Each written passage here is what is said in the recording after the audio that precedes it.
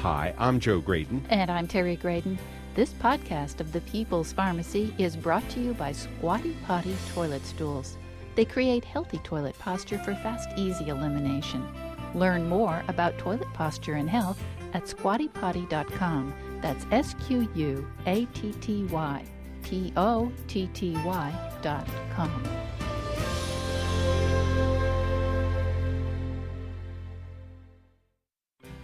Should you take vitamins? Medical experts have been proclaiming that vitamin and mineral supplements are a waste of time and money. This is the People's Pharmacy with Terry and Joe Graydon.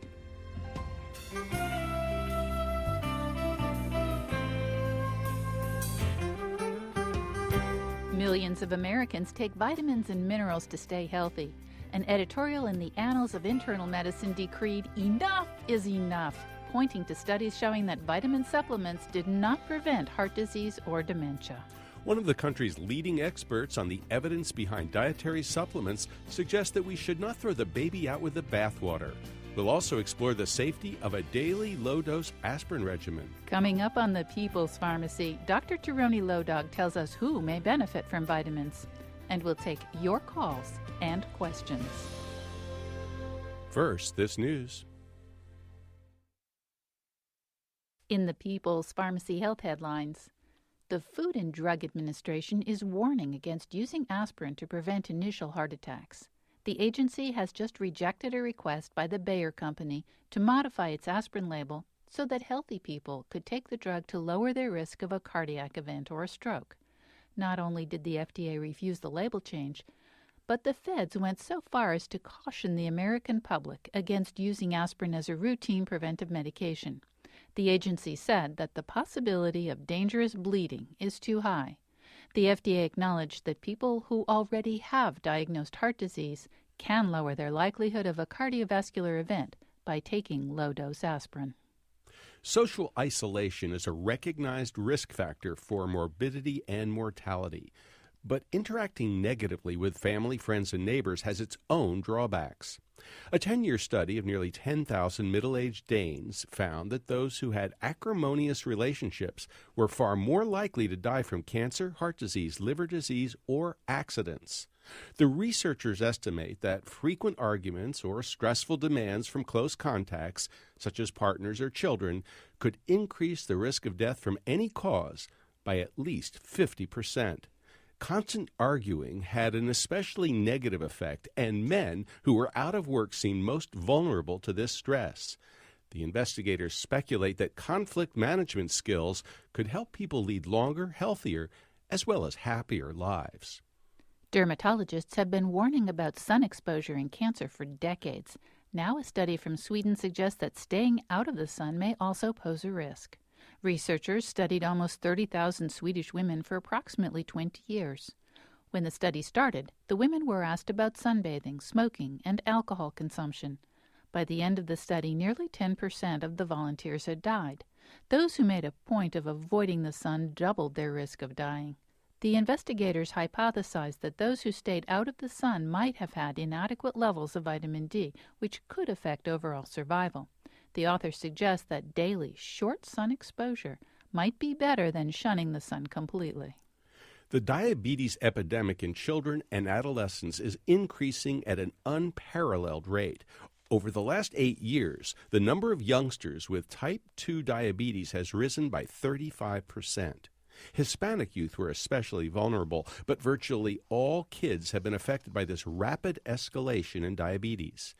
Such a dramatic change is likely due to environmental factors, including differences in diet as well as gut bacteria. No chemical pollutants have been specifically identified as culprits, though prior research suggests that endocrine disruptors may also play a role. When you inhale the aroma of your morning cup of coffee, you can smile as you sip it. Researchers keep finding new health benefits associated with coffee consumption. People who drink coffee have a lower likelihood of developing type 2 diabetes, non-viral hepatitis, liver cancer, recurrent prostate cancer, cognitive decline, and Parkinson's disease. Now, there may be protection against degeneration of the retina in the eye. Scientists at Cornell University have found that giving mice chlorogenic acid, a compound found in coffee, protects their retinas from damage. Deterioration of the retina, whether from age, macular degeneration, or glaucoma, impairs clear vision. The mice in the study were given a compound to generate oxidative stress in their retinas, but those that had been given chlorogenic acid first did not experience damage. Although coffee is rich in chlorogenic acid, it's too early to say how the doses in mice would translate to humans. A high-fiber diet may be heart healthy, especially after a heart attack. Harvard researchers analyzed data from the Nurses' Health Study and the Health Professionals Follow-Up Study. The investigators reviewed dietary information from approximately 4,000 men and women who had survived a heart attack. Total daily fiber intake was calculated, and the volunteers were followed for 9 years. Those who consumed the most dietary fiber were 15% less likely to die during the study. Fiber from grain, such as wheat bran, was most effective, dropping the risk of death by 28% for those who ate the most. The researchers point out that those who choose to eat high-fiber diets may also be practicing other healthy habits, so it's not clear whether fiber alone is the primary factor. And that's the health news from the People's Pharmacy this week.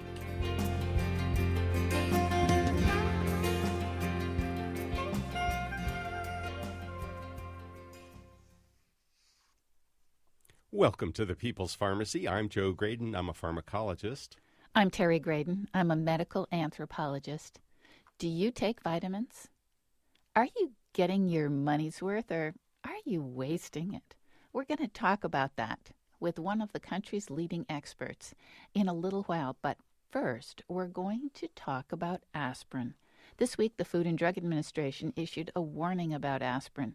For years, a lot of people have been taking a low dose of aspirin to ward off heart attacks and strokes that are caused by blood clots. The American Heart Association, the American Diabetes Association, and the U.S. Preventive Services Task Force have all suggested that low-dose aspirin could be helpful for those at high risk of heart disease. But the Food and Drug Administration now says, no, don't do that. It's too dangerous. Well, they were talking about one very specific but probably the most common scenario. Primary prevention. Right. In other words, if you haven't yet had a heart attack, but you might be at risk of one, don't take aspirin. Unless your doctor absolutely insists that you do. But the FDA is sort of suggesting that that's bad advice. If you have had a heart attack, then you should take aspirin under your doctor's supervision. Are you feeling confused? Is this conflicting advice getting you down? Well, we'd like to hear your perspective. What do you think? If you are confused, give us a call. Are you taking aspirin? Will the FDA's new advisory change your behavior? We'd like to hear from you at 888-472-3366. You can email us, radio@peoplespharmacy.com, or you can get to us via Twitter @peoplespharmacy. To join the conversation, give us a call. Again, that's 888-472-3366. If you're a health professional, a physician, a nurse practitioner, a physician's assistant, what do you think about the FDA's new warning? Aspirin, verboten, unless you've had a heart attack. Now, Terry, to be fair, they are right. Aspirin does have some pretty serious side effects, and bleeding is a problem. Well, exactly, and that's why the FDA decided that it would issue this advisory. Basically, they came to this because Bayer said, well, we'd like to put something on our label saying that aspirin can be used to prevent heart attacks and strokes. They already have it on the label, I think, in the professional labeling, what doctors see, that says it can be used to prevent a second or third heart attack or stroke. And the FDA thought about it, and they said, no way. No, Bayer, you can't do that. You don't get to say that aspirin should be used that way because the risks are too high. They're worse than the benefits, they said. Tell me about the risks, Joe. Well, the risks of aspirin are bleeding, GI bleeding, bleeding ulcers. It is a life-threatening situation. In fact, we have a friend who is a physician who was taking a relatively low-dose aspirin on a regular basis himself to prevent a heart attack. and ended up in the hospital with a bleeding ulcer. It was a potentially life-threatening situation. His blood pressure had dropped to very low levels. So he was in shock already. He was virtually in shock. He was certainly hemorrhaging. And there are occasional bleeds in the brain, hemorrhagic strokes from aspirin, so that's also a risk. But, the Physicians' Health Study, Terry, it was like the best study of its day. It involved over 22,000 physicians who did not have heart disease at baseline. They were given one regular strength aspirin every other day for 5 years. Those who took the aspirin had almost a 50% reduction in heart attack risk as a result of taking the aspirin. So this is randomized, placebo-controlled, the gold standard trial, demonstrating that aspirin does indeed reduce the risk of heart attacks substantially. For those men, those physicians who had real increased risk of heart disease, like unstable angina, the reduction in heart attack was almost 90%. Now, I did talk to one of the leading experts at the Food and Drug Administration this week. He said, well, yeah, but it didn't save lives. It just prevented heart attacks. I thought that's what statins did. Primary prevention, they can reduce the risk of heart attacks, but they don't seemingly save lives. If you've had a heart attack, they will. So the FDA seems a little, how should we say it, arbitrary? Inconsistent is what you would say, but that's just because they decided to do that. Now, what I found so fascinating about the Physicians' Health Study, Joe, and they did stop that aspirin arm early because the data were so clear. The people who took aspirin, not at least 95% of their aspirin tablet got a 51% drop in heart attack reduction compared to the 44% that just the group at large did. But the folks who took their placebo tablets very conscientiously also got some protection. So there may be something about people who are conscientious about taking their pills that's a little different from the rest of us, perhaps. Well, I do find it interesting that the American Heart Association and the American College of Cardiology and the American Diabetes Association all suggest that aspirin can provide benefit against a heart attack in high-risk patients, and it should always be under medical supervision because aspirin, besides those side effects, can interact with a number of medications. Joe, let's talk to Manish in Raleigh, North Carolina. It says here he's a doctor. Welcome to the People's Pharmacy, Manish. Thank you, Joe and Terry. I just have a comment in general about the FDA recommendations lately and the kind of drugs they approve and don't approve. I am really surprised by this recommendation. I mean, there is no other drug probably in the history of medicine which is as extensively studied as aspirin, and certainly could be life-saving for many, many, many, many people, even when taken in a low dose under doctor's supervision. Now, Manish, are you a physician? Yes, sir. So you're not just speaking off the cuff, so to speak. You've actually looked at this and the science behind it. Oh, yes, sir. I mean, there is in this day and age, when there are a lot of bogus studies coming out regarding the medications, the authenticity of the studies that are done regarding aspirin, starting from Framingham study regarding the heart risk factors and all that other things. There is no other medication that even comes close to aspirin's knowledge that we have about aspirin. Well, I'm curious what you think about aspirin as an anti-cancer drug. We don't have the randomized placebo-controlled trials for the most part, but... Oh, we do for some. A few. Yeah, I mean, there is a lot of research in a lot of areas of medicine where inflammation is thought to be one of the primary pathology, including in Alzheimer's disease, and I think a lot needs to be done in that area, but certainly that is one of the other areas where there could be a potential for anti-inflammatory drugs like aspirin. Well, thank you so much for the call. We appreciate it. Thank you. Bye-bye. What's your opinion Are you taking aspirin? Are you going to stop taking aspirin because of the FDA's warning? We'd like to hear your opinion at 888-472-3366. Joe, Marielle sent us an email from Virginia, and she says, since aspirin might eventually cause stomach problems, what about white willow bark? I've used this herb off and on with no problems, and I'm wondering if that would be a reasonable substitute. And unfortunately, of course, we don't have the big randomized placebo-controlled trials of white willow bark to be able to say whether it is as good as or as safe as or safer than aspirin. So we just really don't have a great answer to that question, but Marielle is not the only one who would like to know. My suspicion is that the white willow bark is just as likely to cause irritation because of the salicylate content. And so I don't think just because it's an herb it's going to be safer. Now, as far as the aspirin story is concerned, I have to tell you that the data is actually accumulating pretty impressively. There was a Women's Health Initiative study involving 60,000 women, 12 years, 2 aspirins a week against melanoma, a 30% reduction in the aspirin takers. It's also been shown to reduce the risk of squamous cell cancer of the skin, lung cancer, 50% reduction, colon cancer, improved survival in 1,000 patients, GI cancers in general, but not just. Don't stop there.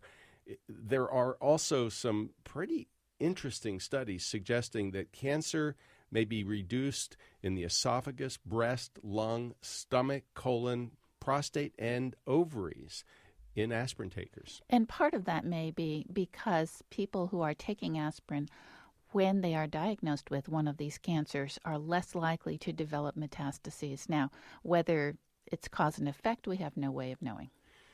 Where should we go? Richardson, Texas? We just have Sure. a minute before the break. Tariq, welcome to the People's Pharmacy. You're also a physician, is that correct? Yes, sir, I am. Hi, how are you all doing? Thanks We're for well. taking the call.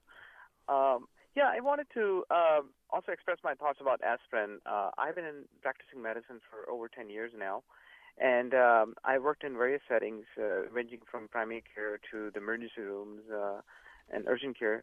And what I would like to say is, recently, especially working in the ER setting, I've noticed that a lot of patients with various cardiac risk factors are not taking aspirin anymore. If I go back to my residency days about 10 years ago, we did used to, put people on aspirin all the time. So I've seen that decline for sure. My take on this is that intuitively speaking, if you're talking about aspirin as a secondary prevention, then it must work down on the biological level, right?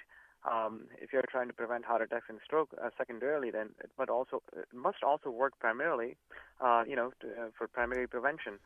Well, So that is exactly the point. That seems likely. It seems so likely. The question is risks versus benefits, I think. And I've been making that point to the FDA all week, and they seem to be rejecting it all week. Well, we're going to take a break, but when we come back, Dr. Tieraona Low Dog is going to tell us whether it makes sense to take vitamins to stay healthy. We'll also take your calls and questions, 888-472-3366, or via email, radio@peoplespharmacy.com.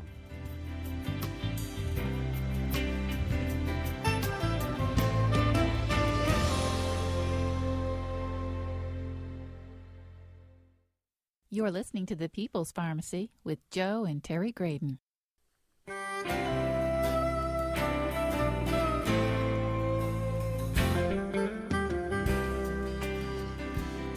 Welcome back to The People's Pharmacy. I'm Terry Graydon. And I'm Joe Graydon. The People's Pharmacy is made possible by Red-X Industries, makers of utterly smooth creams and lotions that moisturize deeply to make dry skin feel soft and smooth.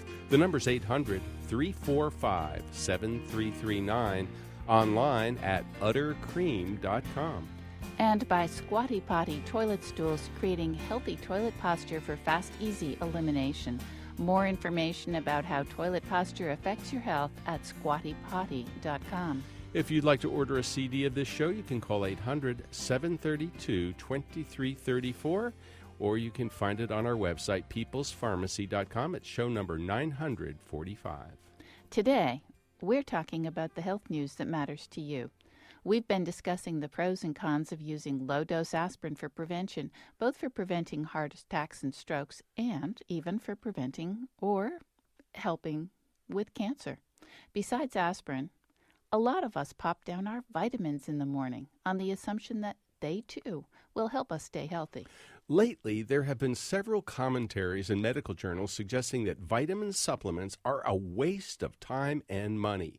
To find out more about the pros and cons of vitamin pills, we turn to Dr. Tieraona Low Dog, Director of Fellowship for the Arizona Center for Integrative Medicine and Clinical Associate Professor of Medicine at the University of Arizona.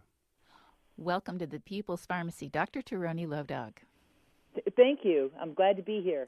Well, Tieraona, we do have a challenge. There was a fascinating editorial in the Annals of Internal Medicine, a couple of months back, and the headline was, "Enough is enough. Stop wasting money on vitamin and mineral supplements." And the headlines across the United States were basically, throw away your vitamins, throw away your dietary supplements. They're a big waste of money. So what's the story? Well, it was interesting. You know, most supplements, I'm quoting, most supplements do not prevent chronic disease or death. Their use is not justified, and they should be avoided. So it was pretty strong words. And as you mentioned, it was picked up by many news outlets. And I cringe when I hear these kind of generalizations and these kind of sensational headlines, because they don't really allow us to get down into what the studies showed or what we really know at this time. So first of all, most supplements don't prevent a chronic disease. Well, we know that that's not true, that if you have deficiencies of certain nutrients, you certainly can develop disease. And I also am upset when they don't point out something like a prenatal vitamin or folic acid for women of childbearing years, because we are at some of our lowest levels of women taking prenatal vitamins as we have been in the last 30 years. So this kind of information, we need to sort it out. So what did the studies actually show in that Annals of Internal Medicine review issue in December? Well, there were a couple of studies and then a review. One of the studies was in men. They were male physicians and dentists that were over 65 years of age. There were 6,000 of them, and they took a multivitamin for 12 years, and they found that compared to placebo, it didn't make them smarter, and it didn't keep them from losing their smartness, right? It did not preserve cognition. It did not do anything different than placebo. What should be noted, though, is that in this study, both groups were pretty good at being able to maintain their cognition. Physicians, by and large, tend to be of a higher socioeconomic class. They tend to be better educated. They have a better diet, etc. So we didn't see any effects on cognition. Okay, that was that study. The second one was an interesting one because it was the study of 2,000 heart attack survivors, so people who'd had a heart attack. And they randomized them to get 6 high-dose multivitamins per day or 6 placebos. And they found that it did not have any effect on the progression of heart disease. But one of the difficulties with this study was that almost half of the people dropped out. So you really dropped your statistical significance, if you will, because when you start a trial and 50% of your people drop out before the first year, it really confounds your findings. A lesson to be learned. Most people don't want to take 6 pills per day over any length of time. So that study didn't show any progression of heart disease, but we have to be a little thoughtful about the study because so many people dropped out. And the third was not a study, it was a review. It was a review of the studies of multivitamins, and it actually concluded limited evidence suggests that multivitamins have any benefit for the prevention of cancer or heart disease. So it didn't say anything about they're dangerous, you should throw them out, that they should be avoided. It basically just said that there's not a lot of evidence that it prevents heart disease or cancer. Now, I find this also interesting because that same group of doctors, the bigger group, the health professional study, where you had the big physician study, that they found no preservation of cognition in, that same study, the bigger group, aged 50 and older, The year before, in the Journal of the American Medical Association, 14,000 male doctors actually found that there was a reduction in cancer risk. So in that study, you had people taking this multivitamin, and there was a statistically significant reduction in total cancers and a 12% reduction in mortality. So it's not like there's no benefits. It depends upon the group and what you're studying it for. We found that in that same study, the physician study that took this one multivitamin, they found in men over 70, it had a very strong statistically significant reduction in the risk of cataracts, because eye health was one of the secondary outcomes in that study. So men didn't get the cataracts compared to those that were taking the placebo. Now, right? Tieraona, let me ask you this, because what you've just shared is what I would call a kind of selective reading of the research by the editorialists in the Annals of Internal Medicine. And clearly their headline was pretty dramatic. Enough is enough. Stop wasting money on vitamins and minerals. And yet they chose to ignore the two studies that you just mentioned, the reduction in cancer and the reduction in cataract formation. Why do you think health professionals, and such prestigious health professionals as those writing in the Annals of Internal Medicine, have a kind of what I would call negative bias when it comes to vitamins and minerals and dietary supplements? It's almost a nanny boo-boo. We told you this was all a waste of money, and now we've proved it.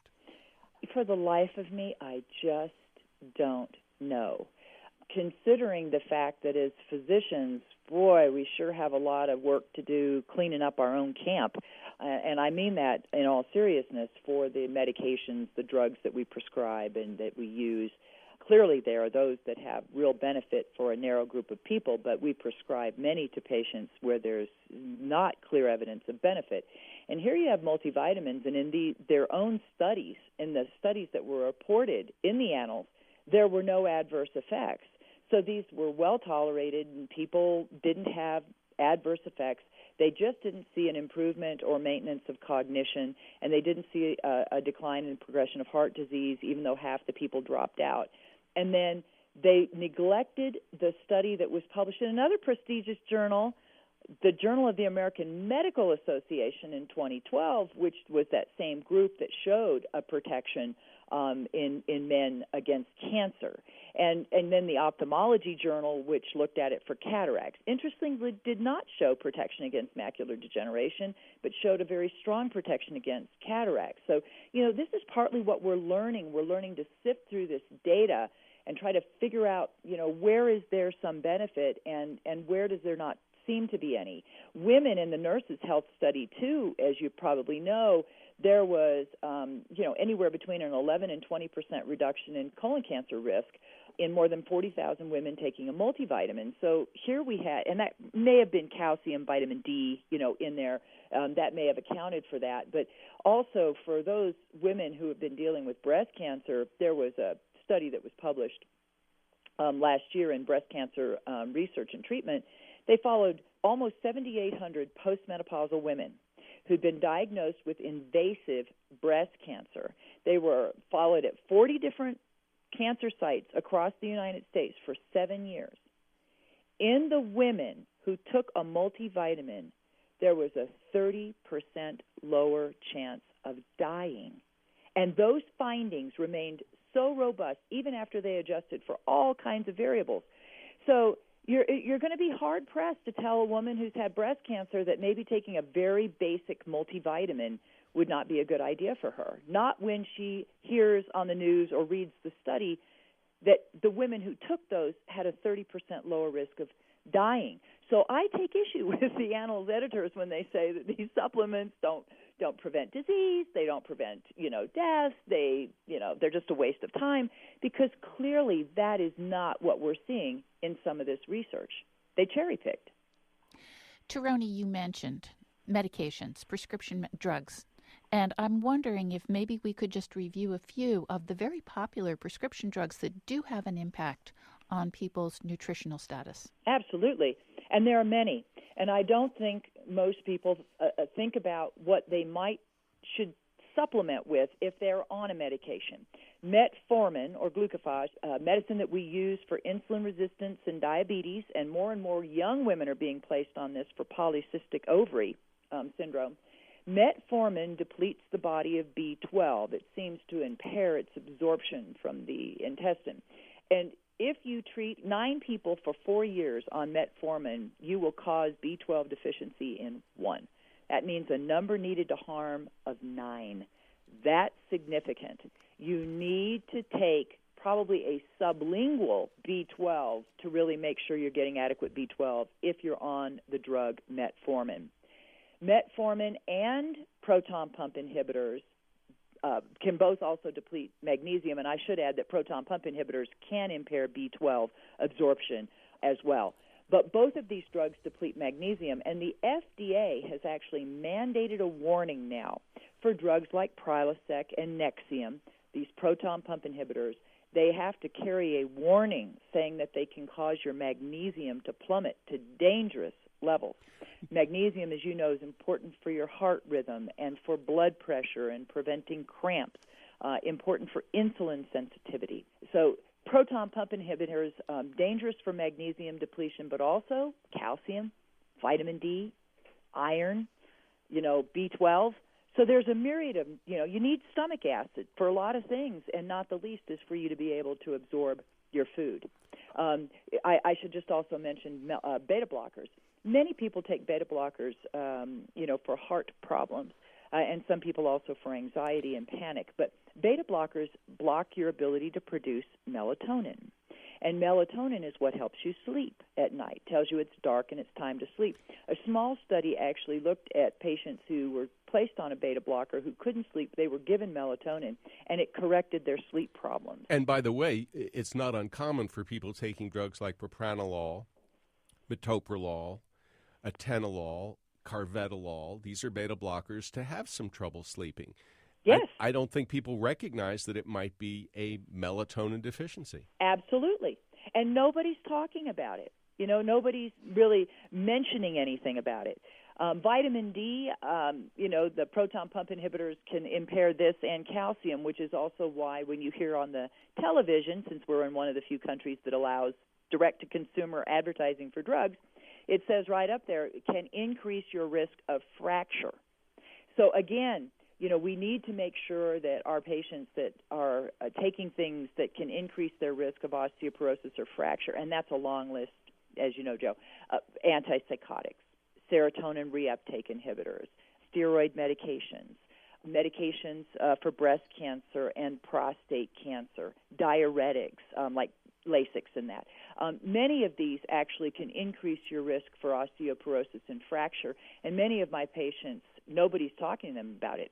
I've got 16-year-old girls that are taking Seroquel for bipolar disorder. Seems like they're all on it these days. And you worry long-term about the consequences to their bones since we're putting them on these medications, and they'll stay on them for a year, and they definitely are a cause of secondary osteoporosis, and they should have their vitamin D and levels checked and corrected if they're deficient. Now, Tieraona, I think a lot of people do understand the problems associated with magnesium deficiency. You've already mentioned irregular heart rhythms, muscle cramps, for example. We've talked a little bit about beta blockers. We've talked about some of the other issues like vitamin D. You started the conversation with vitamin B12. And I don't think very many people really understand or appreciate the consequences of vitamin B12 deficiency. Right. Can you share that, please? Yes, and they're significant. B12 is vitally important for your mental and neurological health, right? So B12 deficiency can lead you to feelings of depression. It can cause abnormalities in your blood cells. We can find it on a blood count. We can actually begin to tell if you're starting to get a type of B12 anemia that's caused from the deficiency of B12. One of the most serious consequences is irreversible neuropathic problems where you develop this neuropathy in your nerves. And people will tell you this. They describe it as sort of like a burning or tingling sensation in their feet or their hands. But it's most commonly it starts in your feet. And it is irreversible. Once you have this neuropathy from B12 deficiency, you cannot correct it. So it is very, very important that B12 levels are checked. A lot of physicians and the American Endocrinology Society are recommending that they're checked every 5 years starting at age 50, even if you're not on these medications, to make sure that you're getting adequate B12. Just aging can make it harder to get B12 from your food because stomach acid naturally declines, and your acid is what separates the B12 from the protein that you eat, and then that's what allows you then to further metabolize and digest it. So B12 deficiency, depression, nerve problems, metabolic problems with the blood, fatigue, they're not inconsequential. Is there a take-home message for our listeners? Well, I think you have to educate yourself. You can't be a zealot on either side. I'm sorry. Just all natural, all the times, all great. There are times when you need that heavy hand of conventional medicine and prescription medications. And on the other hand, you can't be a zealot that's just anything that's complementary, everything that's just sort of not mainstream conventional medicine that you were taught in medical school, that none of that has any value. Both of those extremes, in my opinion, are ignorant, and they're also short-sighted, and they can be dangerous. There are clearly times where supplements are beneficial, just like there are times when medications can be life-saving. Dr. Tieraona Low Dog, thank you so much for talking with us on the People's Pharmacy today. Thank you. You've been listening to Dr. Tieraona Low Dog, Director of Fellowship for the Arizona Center for Integrative Medicine and Clinical Associate Professor of Medicine at the University of Arizona. Her latest book is Healthy at Home. What's your experience with vitamins, minerals, and dietary supplements? We'd love to hear your story. Do you think they're a waste of money, as the editors of the Annals of Internal Medicine suggested? Or do you have reason to think there are benefits? Our lines are open at 888-472-3366. You can email us, radio@peoplespharmacy.com, or contact us via Twitter @peoplespharmacy. That number again, if you would like to join the conversation about vitamins or aspirin, 888-472-3366. And we'd love to hear from you via email. If our lines are full, don't get frustrated. Just send us an email, radio@peoplespharmacy.com.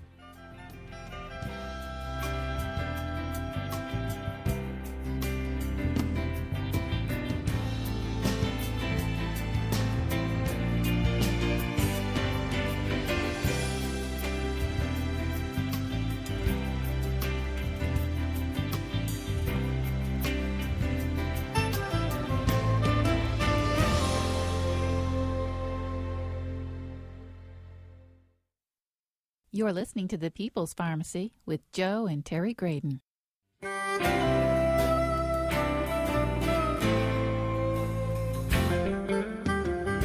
Welcome back to the People's Pharmacy. I'm Terry Graydon. And I'm Joe Graydon. The People's Pharmacy is brought to you in part by Redix Industries, makers of utterly smooth creams and lotions, helping dry, cracked skin feel utterly soft and smooth. The number's 800-345-7339, online at uttercream.com. And by Squatty Potty Toilet Stools, creating healthy toilet posture for fast, easy elimination. More information about how toilet posture affects your health at squattypotty.com. You can purchase a CD of this show. Just call 800-732-2334. Today's show is number 945, or you can find it online at peoplespharmacy.com. Today we're talking about the stories behind the health headlines. Our lines are open for your calls and questions. Do you have a story to share about aspirin or vitamins or something else? We'd like to hear from you. Terry, I have an email from Jennifer in Pleasant Prairie, Wisconsin. She says, there are so many conflicting studies and reports about daily vitamins and supplements. It seems like what's safe and recommended changes regularly.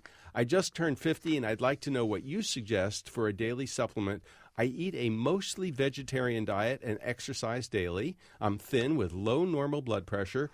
My mother had a stroke at age 75. No risk factors, by the way. She was thin, fit, and healthy prior to the stroke. So my primary concern is to keep my brain and vascular system healthy. Well, one of the things that Jennifer is doing right to start with is eating vegetarian, which presumably means that she's eating lots of vegetables, because we have new research showing once again that eating lots and lots of vegetables and fruits is protective against stroke. And dramatically so. What was the stroke reduction? Let's see. This was a meta-analysis. It was published in the journal Stroke, and there were more than 700,000 volunteers in all the 20 studies that were analyzed. The reduction was 21% less likely to experience a stroke for those who ate the most vegetables and fruits compared to those who ate the least. Now, of course, vegetarians do need a little extra vitamin B12. Exactly. So that's one thing that we would definitely recommend to Right. Jennifer. And I happen to be a big fan of magnesium. I think that if people are not getting enough magnesium from their diet, they probably need a little bit more. Shall we go right back to the phones, Terry? We probably should. Shall we go to David? We can. Where are you, David? I'm in Appalachia, Virginia. Okay, and you say you had a reaction to aspirin. Can you tell us what happened? I took a baby aspirin. It's been about 6 years ago, and I didn't know at the time I had diabetes and high blood, and it caused my eye to hemorrhage. It caused what to hemorrhage? My left eye. Your You had a eye. hemorrhage in You the had eye. a hemorrhage in the eye. That must have been very scary. It looks bad. Oh, and it Also, can be I've serious. I'm sorry, I've had both eyes hemorrhage since then, and I've had 5 operations plus a series of lasers. And I was also given aspirin when I was in the hospital, and it caused eye to hemorrhage again. Oh my goodness. Well, you know what you're demonstrating, David, and I think it's a very important point, is that aspirin does have side effects. I mean, clearly hemorrhage is the risk. Bleeding in the stomach, bleeding in the brain, and in your case, bleeding in the eye. And aspirin's not for everybody, which is why anybody who's going to take a low dose or any dose of aspirin for long periods of time needs to be under medical supervision. Absolutely, Joe. In fact, any over-the-counter drug, as well as any prescription drug that you're planning to take every day or on a more than just once or twice basis, you should definitely discuss with your doctor whether the risks are going to be greater than the benefits. Now, obviously, for David, the risk of the aspirin was greater than the benefit. And we've got an email from Larry in Virginia who tells another story. He says, I'm healthy. My doctor suggested I take a daily baby aspirin. So he was under doctor supervision. 6 months later, I developed really bad digestive issues. Visited a doctor, stopped taking baby aspirin, went on a bland diet for 3 months, and the problems cleared up. I didn't figure out it had anything to do with the aspirin. A year later, I started aspirin again. The problem came back in 2 weeks. I stopped immediately, and the symptoms went away in a few days. It was the daily baby aspirin. The risks are real. You do need to understand the risks. And that's true not just for aspirin, Joe, but it's true for things like over-the-counter Prilosec, for example, or other pain relievers, ibuprofen. Some people take them every day. You really do. If you're going to take it every day, you really do need to talk with the doctor about everything else you're taking and whether or not this makes sense for you. And pay attention to your body. If you start to experience indigestion or heartburn, that would be a suggestion that you're getting into trouble. Let's go to South Dakota, Hot Springs. Hi, Allison. Welcome to the People's Pharmacy. Hi, how are you? I have heard, and I don't know if it's true, that if you take a multivitamin, it's not as good as taking separate vitamins because certain ones will interfere with the absorption of others, and that you really should take your B at one time of the day, your D at a different time. Is that true? Technically, it might be true. It's probably more likely for the minerals rather than the vitamins. But I'll tell you what, Allison, we're designed to get vitamins and minerals from our food. And we don't just eat food that has one vitamin in it at a time. So I would say that although there might be a little bit of interference, for example, between calcium and magnesium absorption or magnesium and iron absorption, perhaps, and I'm sort of making this up because I'm not absolutely certain, but I think there may be a little bit of interference between minerals. I don't think you really need to worry about it that much. But I'll tell you what I would worry about, Allison, and that is how your vitamins and minerals might affect any medications you're taking. That is very important. So if, for example, you're taking thyroid, you do not want to take your thyroid at the same time you take your multivitamin or minerals in particular. What happens? Particularly any minerals, because iron and calcium, and I think zinc, although I'm not certain, can all interfere with absorption of synthroid. And magnesium.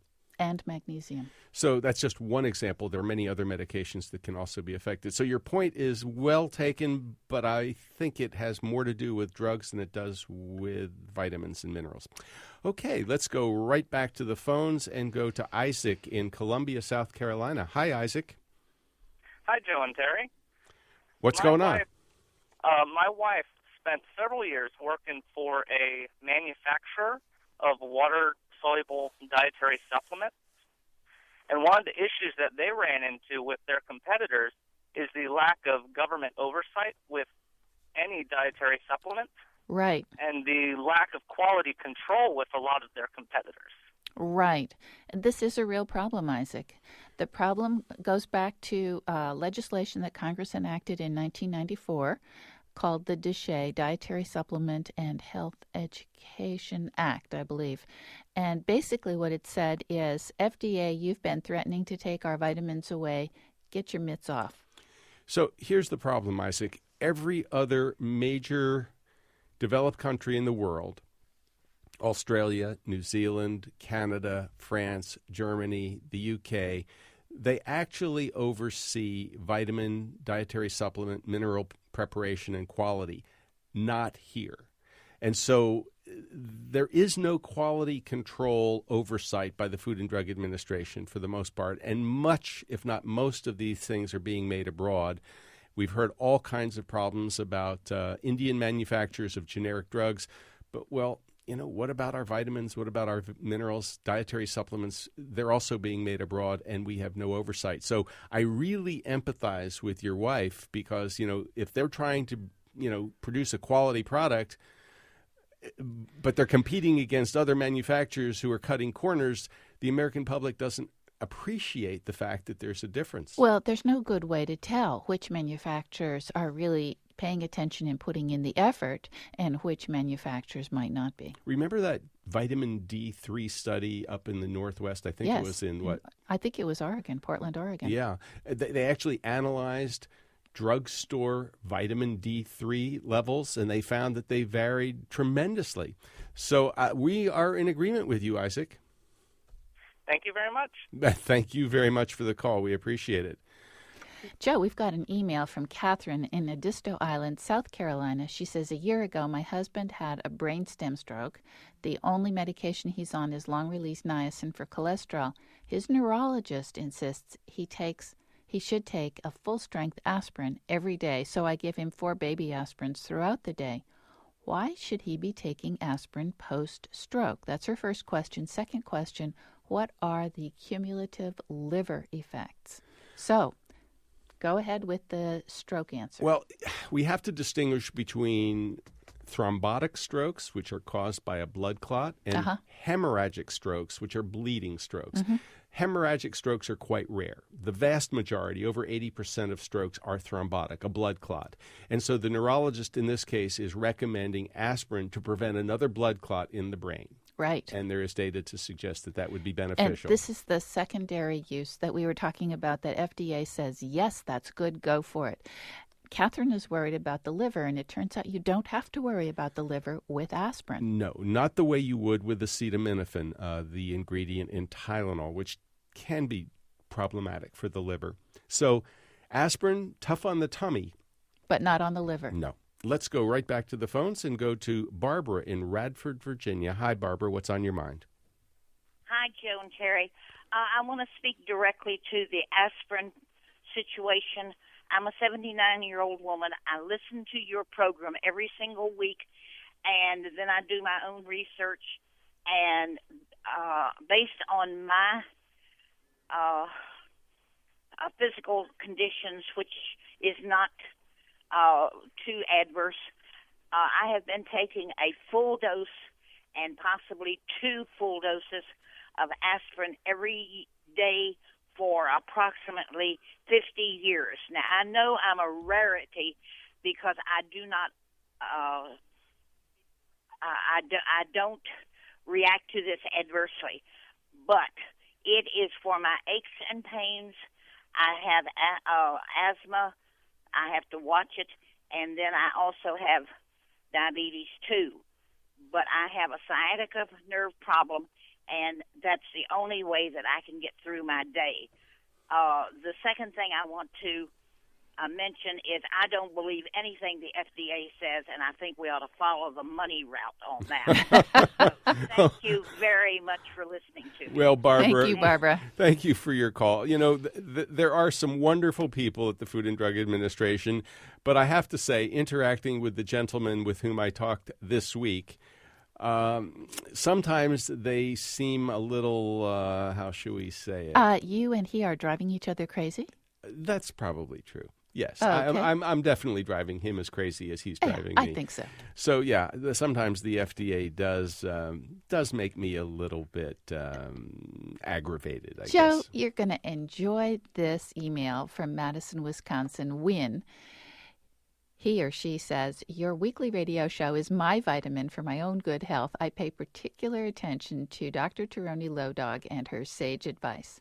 I don't take multivitamins. Instead, I drink a daily tea brew made of nettle leaves and alfalfa. What do you think? Well, I kind of like nettle. I think it has some allergy benefits. I think that the nettle root may be beneficial against prostate problems.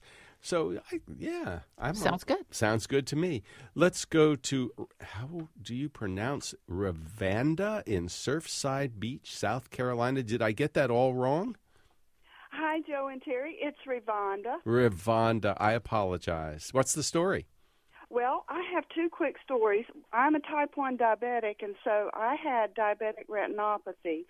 And they had to laser my eyes several times, and I came across Ester C, the vitamin Ester C, and began to take it. And I was told it was the only vitamin C that crossed the blood-brain barrier. And so it began to dry up the bleeding in my retina, and I went back to my doctor, my eye surgeon, and he said, whatever you're doing, keep doing it. And it has kept it in check. And for years, I have not had to have any more laser.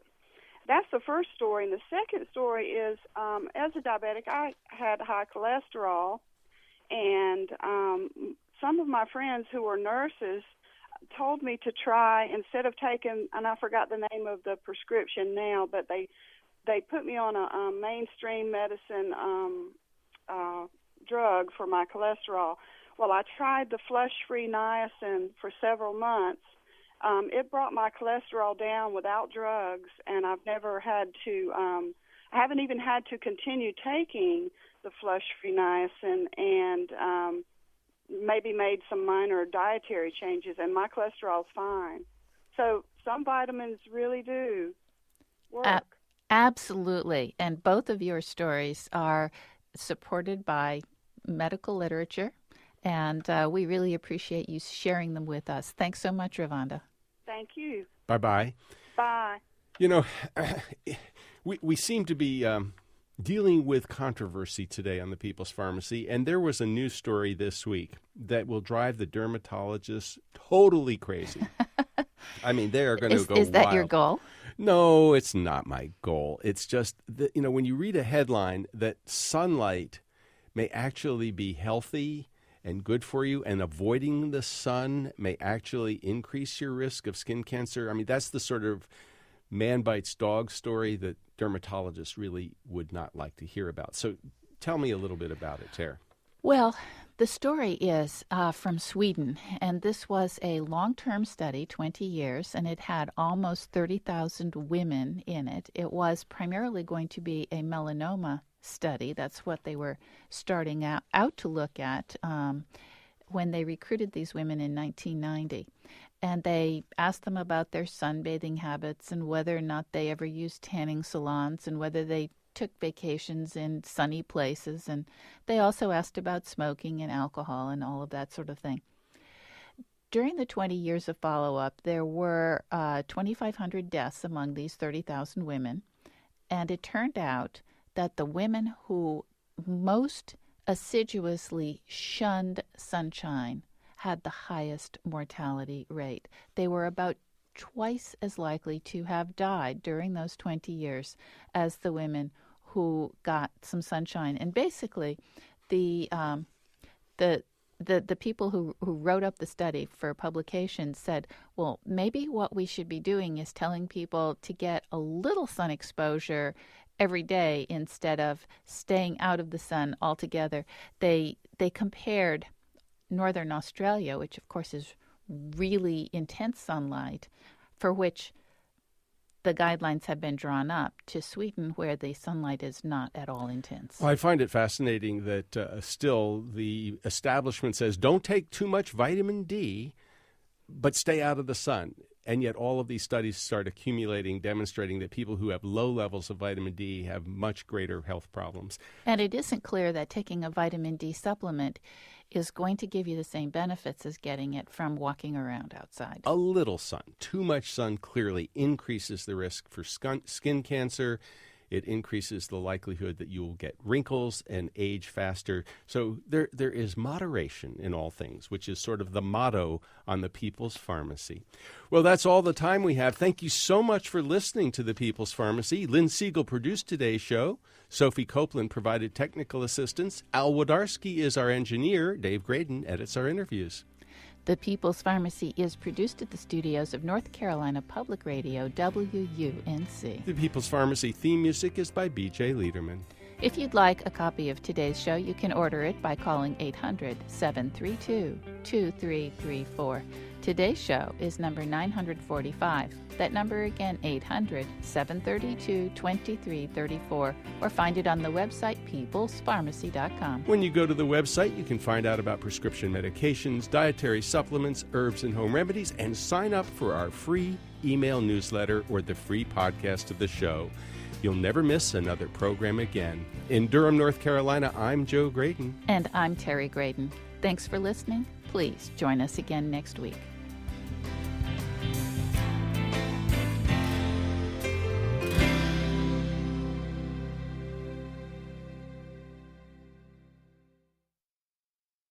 We hope you enjoyed this podcast.